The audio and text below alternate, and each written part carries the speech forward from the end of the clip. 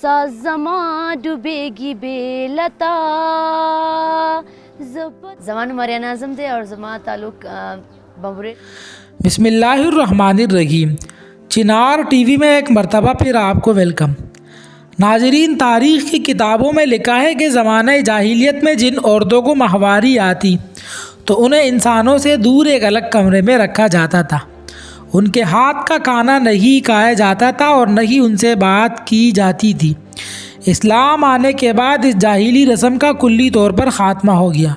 مگر یہ سن کر شاید آپ کو حیرت کا جھٹکا لگے کہ 21ویں صدی میں آپ کے ملک پاکستان میں ایک ایسی قوم بھی بستی ہے جہاں آج بھی دوران حیض عورتوں کو گھر سے دور ایک مخصوص مقام میں ٹھہرنا پڑتا ہے.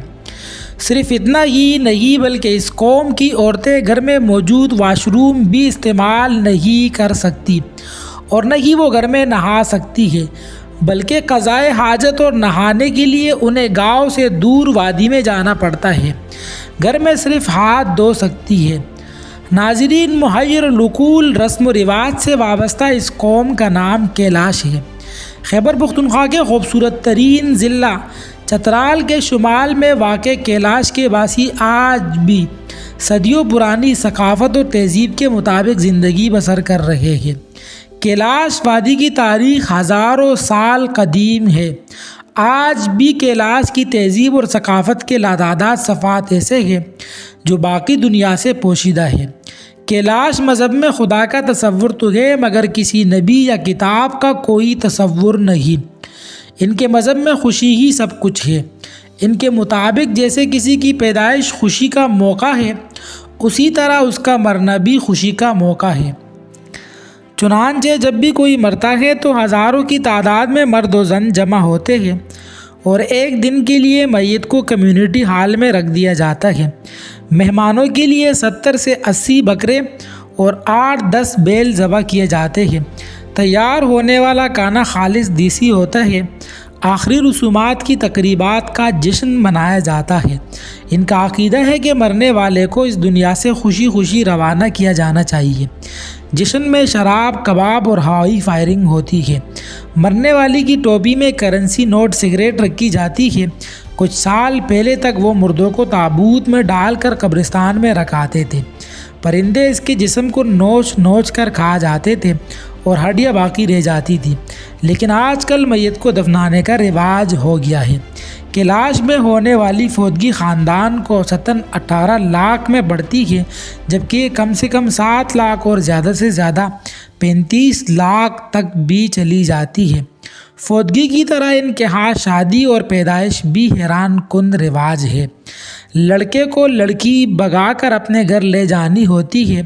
لڑکے کے والدین لڑکی کے والدین اور گاؤں کے بڑوں کو اس کی خبر کرتے ہیں، جو لڑکے کے ہاں آ کر لڑکی سے تصدیق کرتے ہیں کہ اس کے ساتھ کوئی زبردستی تو نہیں کی گئی بلکہ وہ اپنی مرضی سے بھاگی ہے. تو یوں رشتہ ہو جاتا ہے.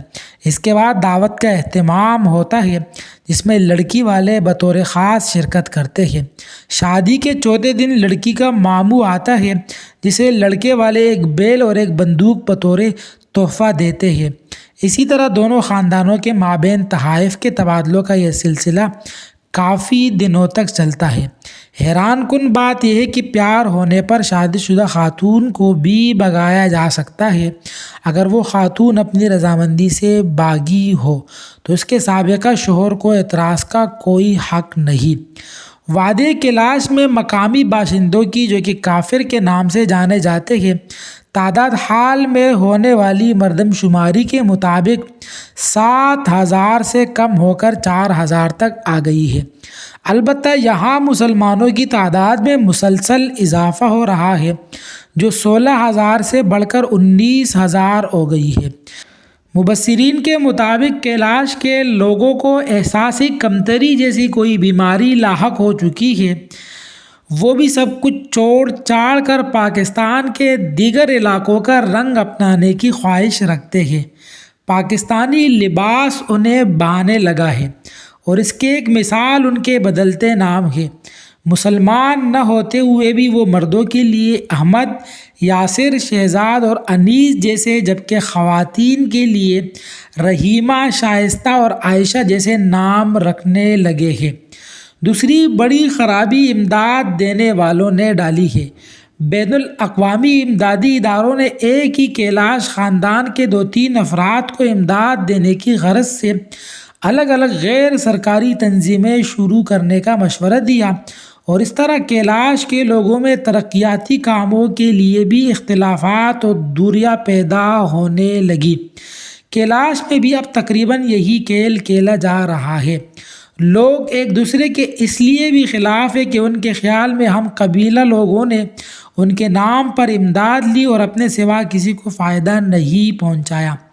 کیلاش کے لوگوں کے کئی نمائندے ابھرے لیکن جلد ہی متنازع ہو گئے۔ کئی غیر ملکی تنظیموں نے اب کیلاش کے نوجوانوں کو تعلیم کی غرض سے پاکستان اور بیرون ملک کے تعلیمی اداروں میں اعلیٰ تعلیم کے لیے داخل کیا، جن سے انہیں تعلیم تو ملی لیکن ان کی سوچ تبدیل ہوتی گئی۔ اس لیے اب یہ مشکل دکھائی دیتا ہے کہ وہ اپنے پسماندہ علاقوں میں واپس آ کر ترقی کے لیے کوئی مثبت کام کریں گے۔ کیلاش کے لوگ سخت کشمکش میں مبتلا ہیں۔ وہ اپنے رسم و رواج کو برقرار رکھنا چاہتے ہیں لیکن یہ نہیں جانتے کہ خود کو ارد گرد کے بدلتے ہوئے حالات سے کیسے محفوظ رکھیں۔ اس کے ساتھ ساتھ یہ لوگ ترقی بھی بہت کرنا چاہتے ہیں لیکن یہ نہیں جانتے کہ اپنی تہذیب و تمدن کو کیسے قائم رکھیں۔ یہ لوگ تعلیم یافتہ بھی نہیں، اس لیے انہیں غربت سب کچھ چھوڑنے پر اکسا دیتی ہے۔